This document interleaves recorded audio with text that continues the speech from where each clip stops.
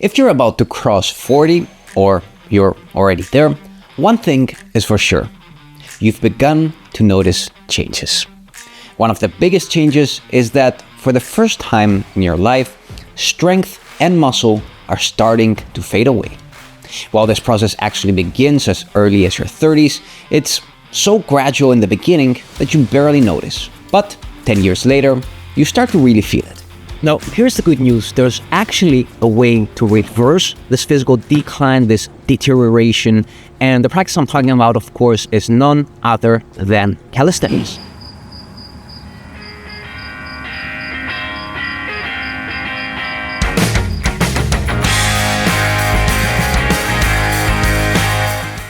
And by the way, if you're thinking who cares about a little of muscle loss, the reality is that this doesn't just impact your strength, it actually impacts the whole rest of your life and health.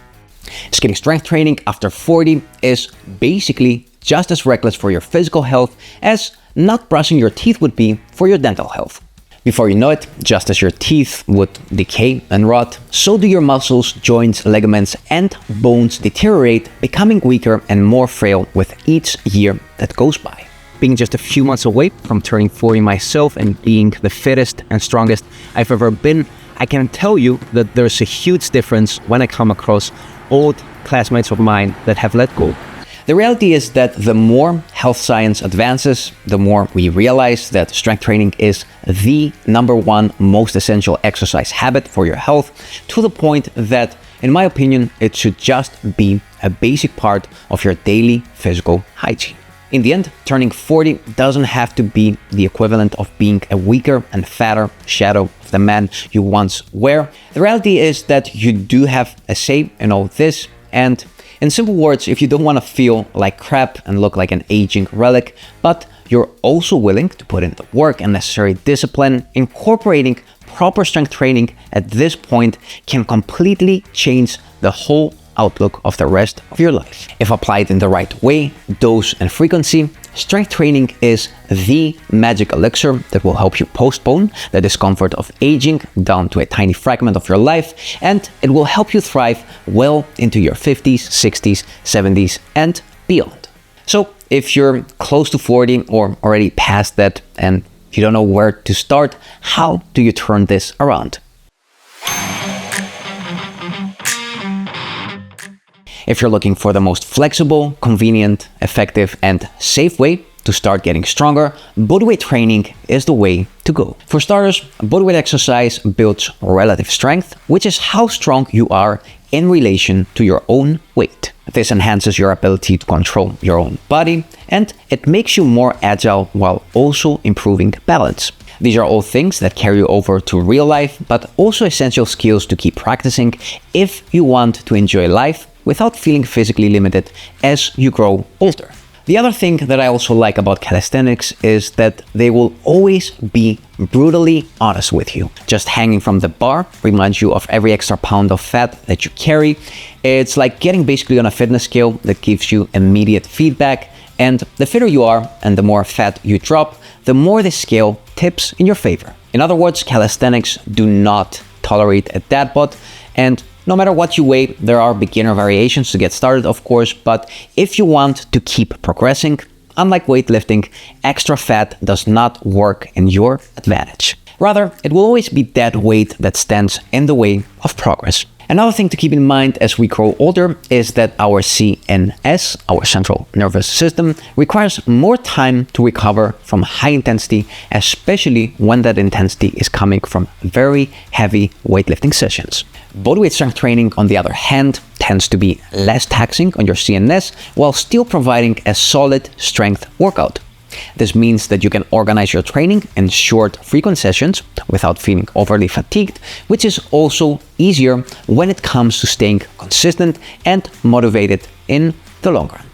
Lastly, one of the most common reasons men quit strength training as they age is injury, and it makes sense since it can be very demotivating when this happens. In my opinion, the problem with having the option to lift heavy weights and loading sensitive structures such as your spine is that often the male ego can get in the way.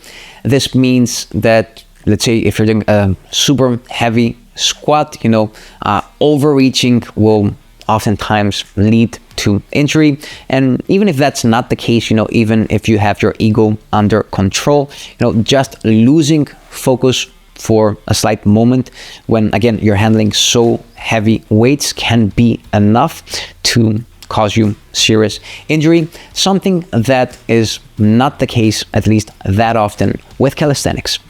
Now, this doesn't mean that I'm completely against weights. I do believe that as you progress, using some extra weight to fill in some gaps that calisthenics have, especially when it comes to the lower body, can be highly beneficial.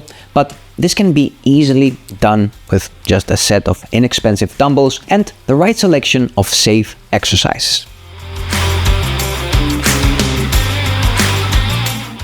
One of my favorite things with calisthenics is that once you learn to use them effectively, the whole world becomes your gym and you can basically train wherever you want. Still, if you want to make bodyweight strength training part of your lifestyle, then having a secure place where you can train no matter the weather or time limitations is not just important, but it's actually vital. Once you realize how easy it is to set up and that you don't even need a lot of room or a big budget, and once you also get used to the practicality of being able to work out from home, you realize how ridiculous it was when you once thought that having access to a gym was the only way to strength train. It's really as ridiculous as thinking that you have to go to a health food restaurant every time you want to eat a nutritious meal, and it just makes things inconvenient, especially for busy people and parents.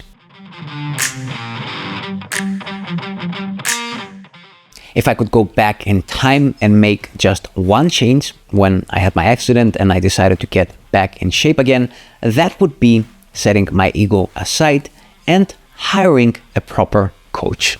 And keep in mind that I'm saying all this despite the fact that I actually already had a degree in sports science and physical education. After coaching people for over a decade now, just knowing how much more I would have accomplished by having the experienced knowledge I have now makes this a no-brainer for me, yet most people will spend a ton of cash on supplements, gym memberships and fancy equipment, and they will, as me, overlook the value of a good coach who can really get you in amazing shape with just a pull-up bar and a set of rings if he's skilled enough. The truth is that even coaches can benefit from hiring coaches, at least every now and then, because as the quote goes, a doctor who treats himself has a fool for a patient. Having a good coach is like having a GPS for your fitness journey versus wandering aimlessly out there, especially nowadays with all the information overload.